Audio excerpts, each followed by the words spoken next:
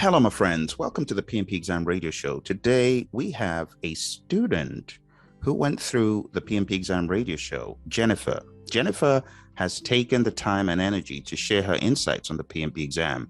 And Jennifer, I just want to say thank you for writing this mini book on preparation. Let's start off by talking about her study techniques. 1. Go through your practice book. Take every practice test. Keep track of your results and scores. Study answers to questions you missed. Make your own note cards and study them frequently. Actually read the Agile practice guide.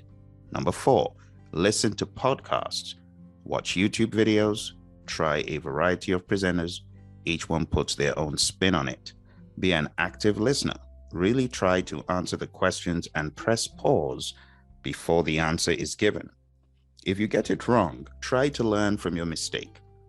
Number 6, try implementing PM strategies and tools directly to your work. For example, calculate EVM for your project and do risk analysis strategies.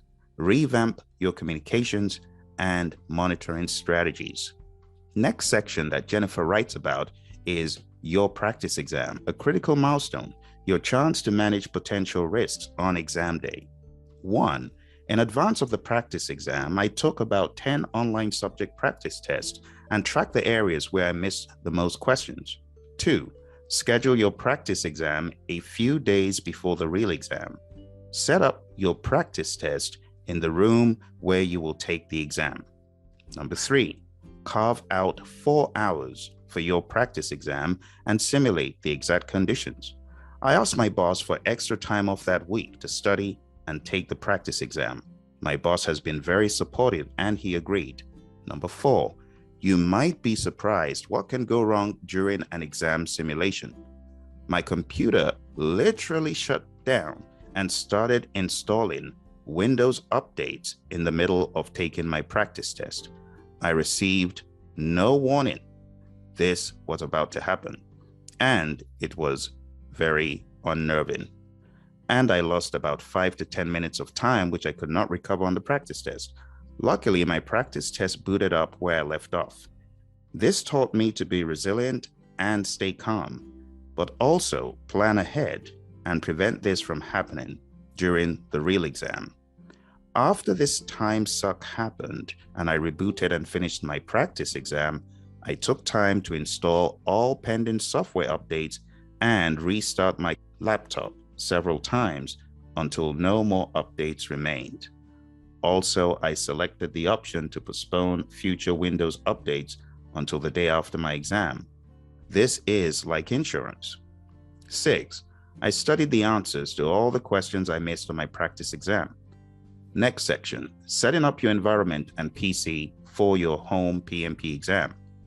I chose the cleanest and less cluttered room in my house, my dining room. I moved my laptop setup to the dining room table and covered the mirror with a tablecloth. Other than that, it was very simple preparation, and I felt calm sitting there. I didn't need a large monitor. The exam is structured so you have plenty of room on a standard laptop screen. I put a sign on my front door with "Do Not Disturb Exam in Progress." 3. Before I checked in, I kept my wallet with ID and phone on the table. I put a pitcher of water and glass outside the room. 4. I tested my laptop compatibility with the exam software. My advice: to minimize problems, sign out of Microsoft Teams, Outlook, and OneDrive. These are 3 separate sign-outs. If you have a Dell laptop or PC, you may need to uninstall Support Assist app from your PC. You can reinstall it after you take the exam. Also, you can stop any flagged services using Task Manager and try again. 5. Test your microphone and webcam setup because you will need enough ports available for all your devices. I brought my Thunderbolt dock to the dining room so I could plug everything in. Don't underestimate how important it is to be certain of your setup. Any uncertainty on the day of the test can blow your composure and introduce anxiety. 6. Charge your phone and laptop the night before Running low on charge can introduce anxiety and uncertainty. Next section, the morning of your PMP exam. I scheduled my PMP exam to start at 9 a.m. I wore comfortable clothes and was ready to check in at least half an hour before then. As soon as I could log in, I started the ID check-in process.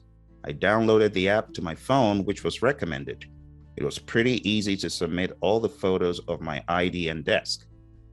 Once you have taken the photos and they are accepted, make sure to put your wallet and phone out of reach, not on the table or desk. Don't forget to relax and take deep breaths while you are waiting to begin. You have control over the situation. I sat and meditated a couple of minutes before starting the test. 3. Really pay attention to the practice section before the exam when you are learning the exam tools and environment. You can practice using the markup tools to underline, highlight, and flag the questions. That can be useful, but it can also eat up precious time during the exam. I save the markup tools for very tricky or long questions. 4. What did I write on my whiteboard? I used these equations to track time. 230 divided by 3, that's 76, the number of minutes to allocate to each period of 60 questions. Next, 230 minus 76, 154. This marks the end of the first countdown period. Next, 154 minus 76 equals 78. This marks the end of the second countdown period. Your exam timer counts down the minutes starting with 2:30. I wanted to make sure this didn't confuse me, so I divided my time into 3 increments, each about 76 minutes. Therefore, you have 76 minutes to answer the first 60 questions, then 76 minutes to answer the next 60, and 78 minutes to answer the final 60 questions. If you stick with these time frames, you should have enough time and likely won't run out of time at the end. The exam won't mind your time for you. You need to be proactive and monitor it yourself. 5. I wrote these numbers on the whiteboard, 154, 78, 0, as described above. This approach worked for me. I did not need any other formulas on the test. I did use simple math to answer a couple of questions using the on-screen calculator provided. I do recommend learning EVM formulas and understanding how they work and what the metrics tell you about the status of your project and progress. Should you flag questions to review them? I don't recommend it. Based on my experience, I had almost nil extra time. Even if you flag a question, make sure you answer it first before moving on. You may not have time to go back. I did not.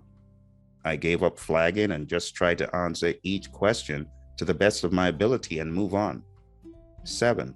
Breaks. I took both breaks. Breathed deep, relaxing breath, drank water.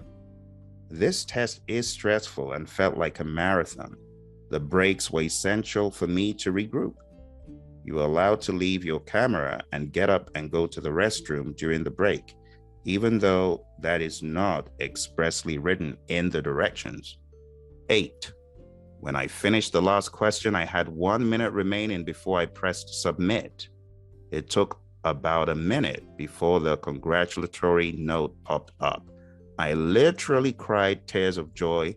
It was one of the happiest and most satisfying moments of my professional life. Next section, my exam impressions. There was very little trivia asked on the test. I had studied a lot of trivia, such as the names of different philosophers and tons of vocabulary. While I learned a lot and don't regret studying this, I don't remember a lot of questions where this type of knowledge was specifically tested. However, you can't separate the vocabulary from the concepts, so go ahead and study it anyway. 2. You are required to synthesize knowledge from different core areas in order to answer questions. They are testing your judgment, emotional intelligence, and ethics, as much as your understanding of processes, people, and business. Many situations describe common things that can go wrong on a project. What do you do when staff quit unexpectedly? How do you set up team communications effectively and across long distances? What do you do when deliverables are wrong or defective? How do you prevent problems by using the correct planning techniques? How do you deal with breached contracts or when parties disagree on the outcome? What about cultural differences and project teams spread over multiple continents? How would you plan properly to minimize the occurrence of adverse situations?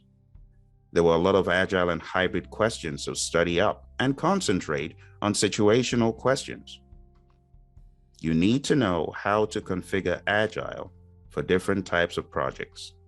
Frankly, it's kind of a blur now, and I cannot divulge any specifics as a condition of taking the exam. I pushed myself to take it after attending 3 months of classes and studying another 3 months. When I was about 75% certain I could pass, that was a sweet spot for me. You have 3 tries, so you have nothing to lose. Schedule it and follow through. Written by Jennifer A. Jennifer, thank you so much for taking the time, energy, and effort to come back to the PMP Exam Radio Show and share these awesome lessons with our listeners. If you have found any of these lessons to be helpful, we would appreciate you sharing them with other individuals going through the program. You do know that preparing for the PMP exam, as Jennifer said, is indeed a marathon and a sprint towards that crazy finish. So share this with your friends and remind them to subscribe to pmradio.org. That's pmradio.org. If you are struggling as you prepare for your PMP exam, I want you to be fully aware that there are a number of vehicles that we have in place to help you. If you have failed your exam or you're just trying to get ready for D-Day for the very first time, I encourage you to go to YouTube and look for the Praizion channel. The Praizion channel provides lots of videos that help you prepare for the PMP and also the CAPM exam. If you need a book, a reliable study guide, go on down to our website. It's Praizion, Praizion.com. Look out for the PMP exam immersion book. This breaks down the exam into people, process, and business. This is a 600-page book with questions at the end of each task, and it's broken down by domain. Thank you all once again for joining, and massive thanks to Jennifer for taking the time to write this mini book for us. Take care and all the very best on your exam.